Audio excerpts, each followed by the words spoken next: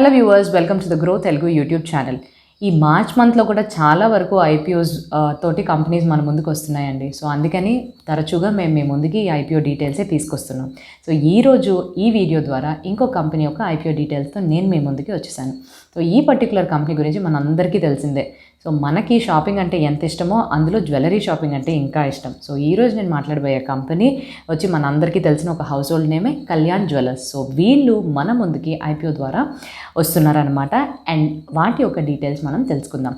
ఈ వీడియోలోకి వెళ్ళడానికన్నా ముందు మేము చేసే కంటెంట్ కానీ మీకు నచ్చినట్టయితే please do like the videos and also subscribe to the grow Telugu YouTube channel. మీరు ఇంకా సబ్స్క్రైబ్ చేసుకోకపోతే అప్పుడే మీకు ఎప్పటికప్పటికి ఉండే ఇన్ఫర్మేషన్ షేర్ మార్కెట్స్కి సంబంధించి, ఇన్వెస్ట్మెంట్స్కి సంబంధించి అండ్ అదర్ ఫినాన్షియల్ టాపిక్స్ ఏవైతే మనం డిస్కస్ చేస్తామో వాటి యొక్క అప్డేట్స్ మీకు త్వరగా అందుతాయి. అండ్ ఈ వీడియో ఇంకెవరికైనా కూడా యూస్ఫుల్గా ఉంటుంది అని మీరు అనుకున్నట్టయితే please do share the video and spread the word.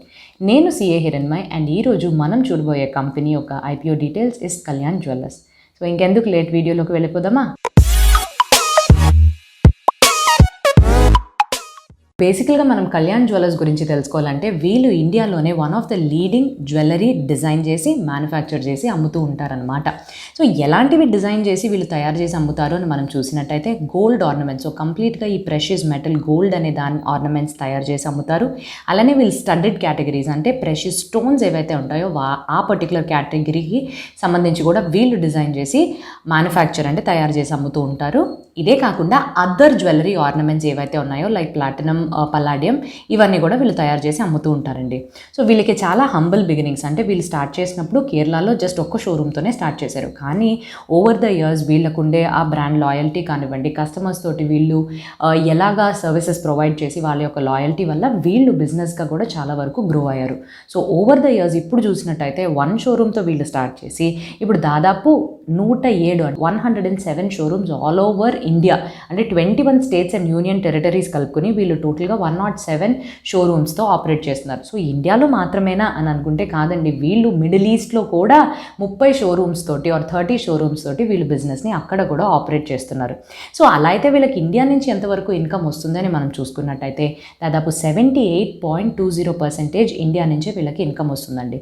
And remaining ఏదైతే 22% ఉందో అది మిడిల్ ఈస్ట్ నుంచి వీళ్ళకి ఇన్కమ్ కింద రావడం జరుగుద్ది. సో ఇప్పుడు వీళ్ళ యొక్క బ్రాండ్స్ మనం చూద్దాం. సో వీళ్ళు కస్టమర్స్కి వాళ్ళ యొక్క ప్రోడక్ట్స్ని డిఫరెంట్ ప్రైజింగ్స్ తోటి అమ్ముతూ ఉంటారు. సో ఈ డిఫరెంట్ ప్రైజింగ్స్ అంటే డిఫరెంట్ అకేషన్స్, ఇప్పుడు మనం వెడ్డింగ్స్ కానివ్వండి, ఫెస్టివల్స్ కానివ్వండి, ఆర్ సింపుల్ ఆఫీస్ గోయింగ్ కానివ్వండి, సో ఇలాగా మనం డిఫరెంట్ పర్పసెస్కి ఆర్నమెంట్స్ వేసుకుంటూ ఉంటాం కదా. సో అలాగ డిఫరెంట్ బ్రాండ్స్ ద్వారా డిఫరెంట్ ప్రైజింగ్స్తో వీళ్ళ యొక్క ప్రోడక్ట్స్ని మార్కెట్ చేస్తున్నారనమాట. సో అలా వీళ్ళకి 12 బ్రాండ్స్ ఉన్నాయండి. ఈ 12 బ్రాండ్స్లో 6 బ్రాండ్స్ కేవలం డైమండ్ జ్యువెలరీ అమ్మితే మిగతా 6 బ్రాండ్స్ స్పెసిఫిక్ ఒకేషన్స్ కోసం వీళ్ళు డిజైన్ చేసుకున్నారు. సో ఇప్పుడు మనం కళ్యాణ్ జ్యువెలర్స్ యొక్క ఏ సబ్ బ్రాండ్స్ వాటి క్యాటర్ చేస్తున్నారని మనం ఒక సింపుల్గా చూద్దాం. సో వీళ్ళకి నేను చెప్పినట్టు 6 సబ్ బ్రాండ్స్ కంప్లీట్గా డైమండ్ జ్యువెలరీ చేస్తున్నారు కదా. అవి ఏంటి అని మనం చూసినట్టయితే గ్లో, అపూర్వ, జియా, హెప్, లయా అంటారు. వీళ్ళు ఈ 6 బ్రాండ్స్ ద్వారా ఆర్ సబ్ బ్రాండ్స్ ద్వారా డైమండ్ జ్యువెలరీకి కంప్లీట్గా మార్కెటింగ్ చేస్తున్నారనమాట. అండ్ రిమైనింగ్ బ్రాండ్స్ విషయానికి వచ్చినట్టయితే ముద్ర, వీళ్ళు ముద్ర బ్రాండ్ ద్వారా యాంటిక్ జ్యువెలరీని అమ్ముతారు. తేజస్వి బ్రాండ్ ద్వారా పోల్కీ కలెక్షన్ని అమ్ముతారు. రంగ్ బ్రాండ్ ద్వారా ప్రెషియస్ స్టడ్డెడ్ జ్యువెలరీని అమ్ముతారు. అనోఖి బ్రాండ్ ద్వారా అన్కట్ డైమండ్స్ స్టడ్డెడ్ని అమ్ముతూ ఉంటారు.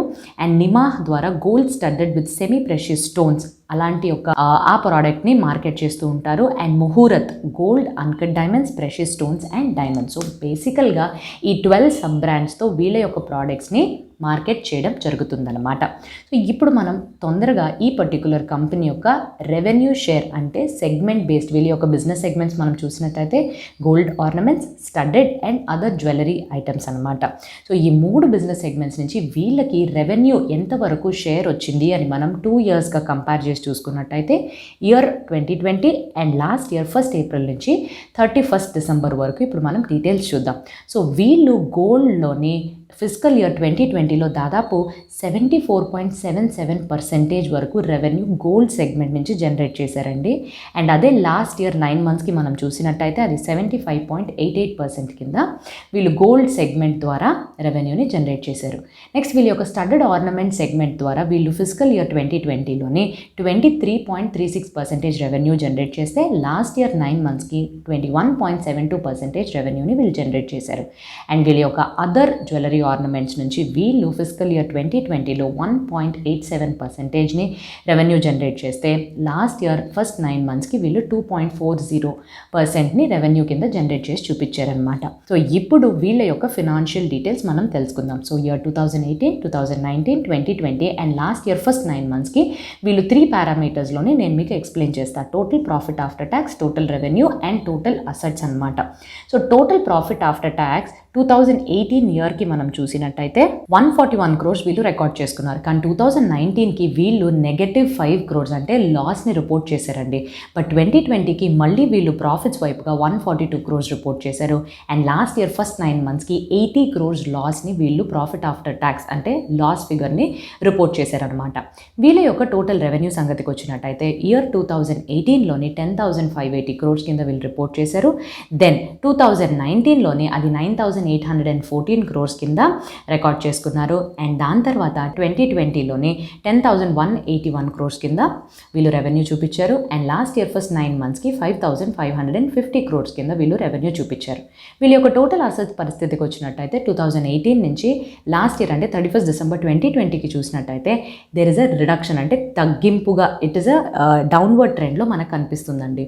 సో 31st March 2018 అప్పుడు వీళ్ళ యొక్క అసెట్స్ 8,551 crores. అది 31st December 2020 కల్లా 8,123 crores అయిపోయిందన్నమాట. సో ఇలా వీళ్ళ యొక్క టోటల్ అసెట్స్ ఫిగర్ తగ్గిందండి. వీళ్ళ యొక్క నెట్ ప్రాఫిట్ మార్జిన్ అసలు ఏంటి అని మనం చూసినట్టయితే -1.44% ఉంది. కానీ వీళ్ళ యొక్క ఆపరేటింగ్ ప్రాఫిట్ మార్జిన్ +4.14% చూపిస్తుందండి. అండ్ వీళ్ళ యొక్క రిటర్న్ ఆన్ ఈక్విటీ 6.91%. వీళ్ళ యొక్క మార్కెట్ క్యాపిటలైజేషన్ చూసుకున్నట్టయితే 7,245.29 crores. వీళ్ళ యొక్క పిఈ రేషియో ఇండస్ట్రీ కన్నా కొంచెం కాస్ట్లీగానే మనకి తెలుస్తుంది. వీళ్ళ పిఈ రేషియో 50.92 ఉంటే ఇండస్ట్రీ యొక్క యావరేజ్ 23.12. వీళ్ళ డెట్ ఈక్విటీ రేషియో కూడా కొంచెం హయ్యర్ సైడ్లోనే ఉందండి, 1.31 times కింద. అండ్ వీళ్ళ కరెంట్ రేషియో 1 కన్నా ఎక్కువే ఉంది, 1.12 times. సో ఇదండి ఈ పర్టికులర్ కంపెనీ యొక్క బ్రీఫ్ అండ్ ఫినాన్షియల్ నంబర్స్. ఇప్పుడు నెక్స్ట్ మనం ఈ ఇండియన్ జ్యువెలరీ మార్కెట్ యొక్క స్టాటిస్టిక్స్ చూసినట్టయితే ఆర్ దాని ప్రకారం ఈ టెక్నోపార్క్ రిపోర్ట్ ద్వారా చూసినట్టయితే దాదాపు మనకి ఇంత ఆర్గనైజ్డ్ అంటే ఈ షాప్సే కాకుండా మనకు 5 లక్షల వరకు local smiths and jewellery makers చాలా వరకు మనకి ఈ షాప్స్కి వెళ్లకుండా మనకి వీళ్ళు తెలుసు వాళ్ళు తెలుసు అని వాళ్ళ ద్వారా గోల్డ్ మనం చేయించుకుంటూ ఉంటాం కదా. సో అలాగా అన్ఆర్గనైజ్డ్గా ఉండే వాళ్ళు కూడా చాలామంది ఉన్నారండి. అంటే 5 లక్షల వరకు ఈ గోల్డ్ స్మిత్స్ ఎవరైతే మన గోల్డ్ ఆర్నమెంట్స్ని తయారు చేసిస్తూ ఉంటారో వాళ్ళే ఉన్నారనమాట. సో కమింగ్ బ్యాక్ ఈ పర్టికులర్ మార్కెట్ అసలు ఎలా ఉంది ఇండియాలో చూసుకున్నట్టయితే ఇది హైలీ అన్ఆర్గనైజ్డ్ అండ్ ఫ్రాగ్మెంటెడ్ కింద. సో మనం కంప్లీట్గా ఈ పర్టికులర్ కస్టమర్స్ ఇలాంటి షాప్స్కే వెళ్తారు అని మనం చెప్పలేము. ఎందుకంటే మనకు తెలిసిన లోకల్ దీనికి కూడా ఈ కంసాలోళ్ళు వీళ్ళు ఉంటారు కదా, సో వీళ్ళ ద్వారానే మనం చేయించుకుంటూ ఉంటాం అన్నమాట ఆ గోల్డ్ని కానీ ఇది. So most of the people షాప్స్కి వెళ్ళడం కూడా ప్రిఫర్ చెయ్యరు అన్నమాట. వాళ్ళకి కానీ నమ్మకం ఉన్న ఈ మనుషులు ఎవరైతే తయారు చేస్తారో. అండ్ పాయింట్ నెంబర్ 2, ఇప్పుడు మనం కస్టమర్ వైజ్గా చూసినప్పటికీ జనరల్గా మనం ఒక గోల్డ్ షాప్కి వెళ్ళి ఒక బిల్లింగ్ వేయించుకున్నాం అనుకోండి. సో మనకు ఆ బిల్లోని ఏది దేనికి వెళ్తుందో కూడా మనకు కొంచెం ఐడియా అంటే వాళ్ళు ట్రాన్స్పరెంట్గా చెప్పరు. ఇంత మేకింగ్ ఛార్జెస్, ఇంత తరుగు, ఇది అని వాళ్ళు ఒక ట్రాన్స్పరెన్సీ లేకుండా ఒక క్లారిటీ లేకుండా ఒక టోటల్గా చెప్పేస్తూ ఉంటారనమాట. సో అది కూడా అంటే ఈ కస్టమర్స్కి అంతవరకు మనకి అంత ట్రాన్స్పరెన్సీ ఉండదు అండ్ వాళ్ళు చెప్పేదాని మీద కొంచెం డిస్కౌంట్ ఇస్తే ఓకే అని మనం అనుకుంటాం. సో ఇదండి ఇండియన్ మార్కెట్ యొక్క ఇండియన్ జ్యువెలరీ మార్కెట్ యొక్క పొజిషన్. అండ్ ఇందులో ఇండియన్ కస్టమర్స్కి ఎంతవరకు అవగాహన ఉందంటే ఇంతే. సో ఇప్పుడు మనం గ్లోబల్ లెవెల్లో ఈ జ్యువెలరీ మార్కెట్ని ఇయర్ 2018 స్టాటిస్టిక్స్ తీసుకుని చూసినట్టయితే ఇయర్ 2018లోని $220 బిలియన్ వరకు ఈ పర్టికులర్ గ్లోబల్ మార్కెట్లో బిజినెస్ జరిగింది. అండ్ అందులో కూడా మనం ఎంతవరకు ఏ పర్టికులర్ ప్రోడక్ట్స్ ఆర్ ఐటమ్స్ ఎంతవరకు కాంట్రిబ్యూట్ చేశాయని మనం చూసినట్టయితే డైమండ్ స్టడెడ్ జ్యువెలరీ నుంచి వచ్చిన బిజినెస్ 41% అయితే గోల్డ్ ఆర్నమెంట్స్ నుంచి 41% వచ్చింది. సో రెండింటి నుంచి ఈక్వల్గా 41% వచ్చిందనమాట. అండ్ మనకి ఈ పర్టికులర్ ప్లాటినం జ్యువెలరీ ఏదైతే ఉందో దాని నుంచి 5% రావడం జరిగింది. అండ్ పల్లాడియం జ్యువెలరీ నుంచి 6% అండ్ అదర్ ఆర్నమెంట్స్ నుంచి 7% రావడం జరిగిందనమాట. ఇది గ్లోబల్ లెవెల్ సినారియో. ఇప్పుడు మనం ఇండియన్ మార్కెట్ నుంచి ఆర్ ఇండియన్ మార్కెట్కి వచ్చినట్టయితే 2007 2007 నుంచి 2020 వరకు దేర్ వాజ్ అన్ ఇంక్రీజ్, అంటే ఇంక్రీజ్ వైపుగానే వెళుతూ ఉంది ఈ పర్టికులర్ ఇండియన్ జ్యువెలరీ మార్కెట్. కానీ 2020లో నుంచి ఈ కోవిడ్ రావడం వల్ల 2021 కల్లా బిజినెస్ చాలా వరకు డ్రాప్ అయిందండి. అంటే దాదాపు $64 బిలియన్ ఉండే బిజినెస్ $41 బిలియన్ పడిపోయిందండి. అండ్ ఈ పర్టికులర్ డిక్రీజ్ అంటే 37% డిక్రీజ్ని చూసామన్నమాట. కానీ రిపోర్ట్స్ ప్రకారంగా ఈ పోస్ట్ కోవిడ్ అంటే కోవిడ్ అయిపోయిన దగ్గర నుంచి 2025 ఫిస్కల్ ఇయర్ వరకు ఎస్టిమేట్స్ ప్రకారంగా దాదాపుగా 22% ఇంక్రీజ్ ఉండొచ్చు అని మనకి చెప్తున్నారు. అంటే ఇది దాదాపుగా $89 బిలియన్ వరకు బిజినెస్ ఉండొచ్చు అని మనకి రిపోర్ట్స్ ప్రకారంగా ఎస్టిమేట్స్ చెప్తున్నారనమాట. తర్వాత ఒక పాయింట్, ఈ పర్టికులర్ ఇండస్ట్రీలోని మనం కళ్యాణ్ జ్యువెలర్సే కాకుండా ఇంకో 4 కాంపిటీటర్స్ ఈ బిజినెస్లో ఎవరైతే ఉన్నారో వాళ్ళ యొక్క మార్కెట్ క్యాపిటలైజేషన్ కానివ్వండి, PE రేషియో కానివ్వండి, operating profit margin, return on equity and వాళ్ళ యొక్క debt equity ratio and current ratio యొక్క డీటెయిల్స్ ఆర్ స్టాటిస్టిక్స్ ఇప్పుడు నేను మీకు చెప్తాను. కళ్యాణ్ జ్యువెలర్స్తో పాటుగానే మిగతా కాంపిటీటర్స్ ఎవరున్నారు అని అంటే Titan company, PC jewellery, Thangamayil jewellers and TBZ.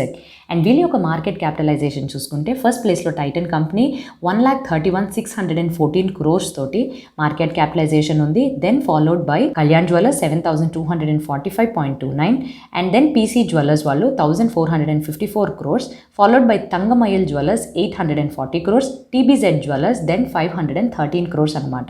PE ratio చూసినట్టయితే ఇండస్ట్రీ కన్నా చాలా కాస్ట్లీగా మనకు కనిపించేది టైటన్ కంపెనీ వాళ్ళది 174.27, then followed by Kalyan jewellers 51 times and then Thangamayil and then TBZ 13.96 and Thangamayil 10.31. Return on equity సంగతికి మనం వచ్చినట్టయితే టైటన్ కంపెనీ వాళ్ళు హైయెస్ట్ రిటర్న్ ఆన్ ఈక్విటీ 23.57% ఇస్తున్నారు, followed by Thangamayil jewellers 22.09 and then మన కళ్యాణ్ జ్యువెలర్స్ 6.09 అండ్ దెన్ మనకి ఇప్పుడు PC జ్యువెలర్స్ వాళ్ళు 2.09 అండ్ TBZ వాళ్ళు 4.7% కింద రిటర్న్ ఆన్ ఈక్విటీ ఇస్తున్నారండి.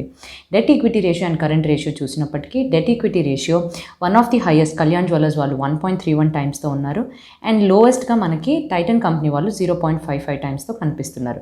అండ్ కరెంట్ రేషియో పరిస్థితికి వచ్చినట్టయితే highest are strongest current ratio PC jewellers వాళ్ళు 2.01 కోట్ చేస్తే కళ్యాణ్ జ్యువెలర్స్ వాళ్ళు 1.12, అంటే వన్ ఆఫ్ ద లోయెస్ట్గా వీళ్ళు వాళ్ళ యొక్క కరెంట్ రేషియోని ఎక్స్ప్రెస్ చేశారండి. సో ఇదండి ఈ పర్టికులర్ ఇండస్ట్రీలోని ఆ కాంపిటీటర్స్కి తగిన పర్టికులర్ బ్రీఫ్స్ అండ్ కంపారిజన్స్ అనమాట.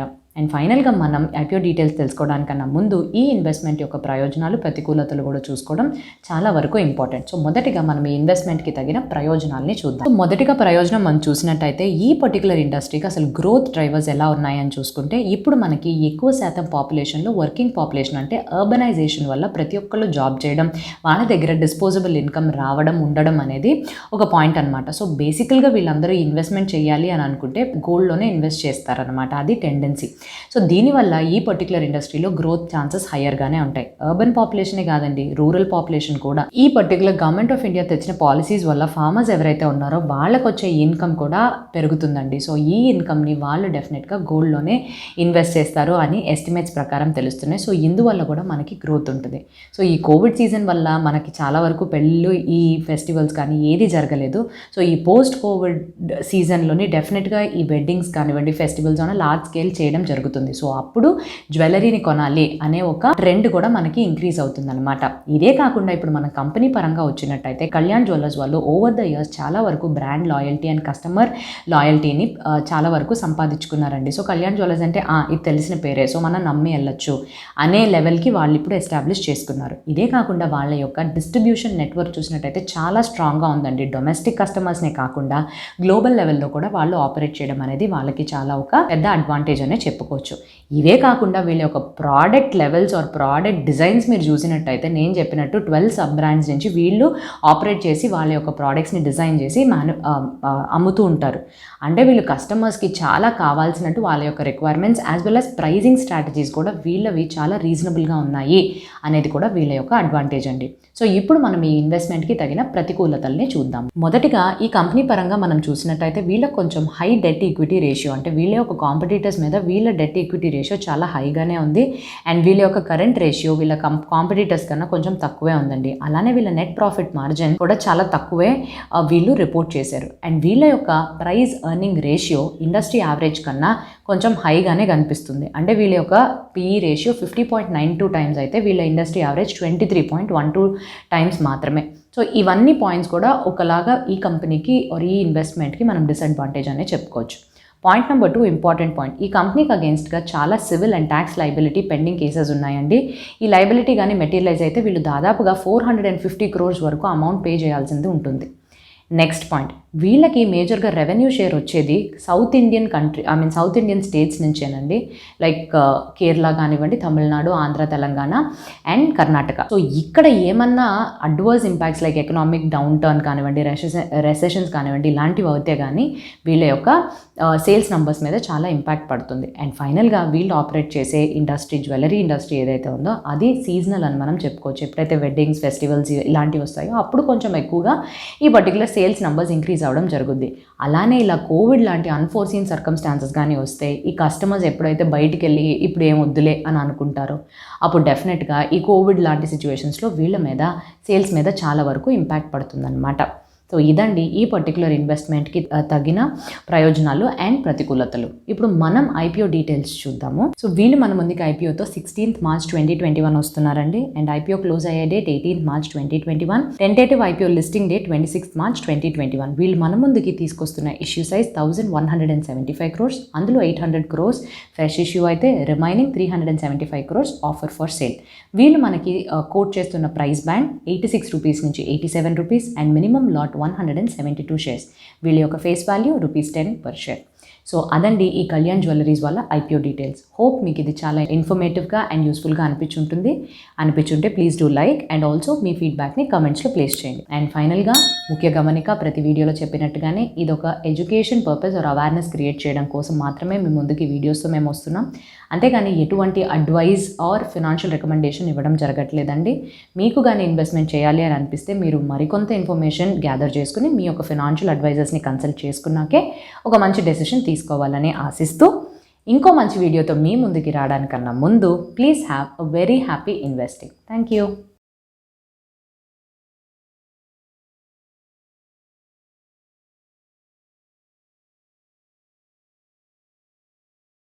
Investment in securities market are subject to market risks. Read all the related documents carefully before investing. Please read the risk disclosure documents carefully before investing in equity shares, derivatives, mutual fund, and or other instruments traded on the stock exchanges.